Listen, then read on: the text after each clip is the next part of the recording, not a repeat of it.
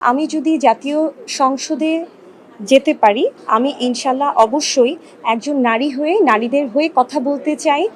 নারীদের অধিকার আদায়ের জন্য যে কাজগুলো করা প্রয়োজন সেগুলো করতে চাই।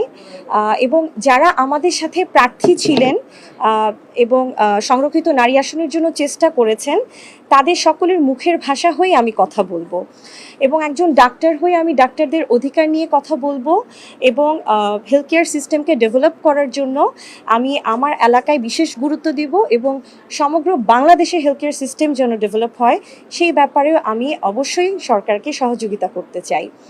এবং একজন তরুণ প্রতিনিধি হিসেবে আমি তরুণদের জন্য কাজ করতে চাই, তরুণদের বিভিন্ন অপরচুনিটিস নিয়ে কথা বলতে চাই, তরুণদের এমপ্লয়মেন্ট নিয়ে কথা বলতে চাই এবং তরুণ রাজনীতিবিদদের যে সামনে এগিয়ে আসা উচিত সেই ব্যাপারে আমি তাদের একজন মোটিভেশন হয়ে সবসময় থাকতে চাই।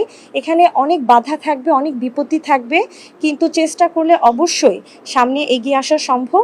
এটি আমি মানুষকে তুলে ধরবো ইনশাল্লাহ। আমি যেহেতু শেরপুর সদর 1 আসন থেকে 2018 সালে নির্বাচন করেছি এবং 2026 সালেও নির্বাচন করেছি, সুতরাং আমার শেরপুর সদরের মানুষের সাথে একটা আত্মিক সম্পর্ক আছে। এখানকার তৃণমূলের নেতাকর্মীদের সাথে আমার দীর্ঘদিন যাবৎ কাজ করার সুযোগ হয়েছে। সুতরাং আমার শেরপুর সদর একটি উন্নয়ন বঞ্চিত একটা এলাকা। এই এলাকার উন্নয়নের জন্য আমি এখানে সর্বোচ্চ গুরুত্ব দিতে চাই। আপনারা জানেন এখানে রেল লাইন, বিশ্ববিদ্যালয়, হাসপাতাল, মেডিকেল কলেজ কিছুই নেই। সুতরাং এই ব্যাপারগুলোকে আমি সামনে তুলে আনতে চাই এবং আমার শেরপুরে যে সদর হাসপাতাল আছে সেটা 200 শয্যা বিশিষ্ট হলেও সেখানে আমরা কোনো সাধারণ রোগীদের ফ্যাসিলিটিস দিতে পারি না।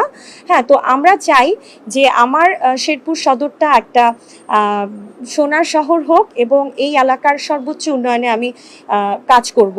এবং সর্বোপরি আমি বলতে চাই আমার পরিবার যারা সবসময় আমাকে ব্যাক সাপোর্ট দিয়ে এসেছে, তাদের দোয়া এবং আশীর্বাদে আমি সামনে এসেছি। বিশেষ করে আমার বাবা আমার জন্য অক্লান্ত পরিশ্রম করেছেন।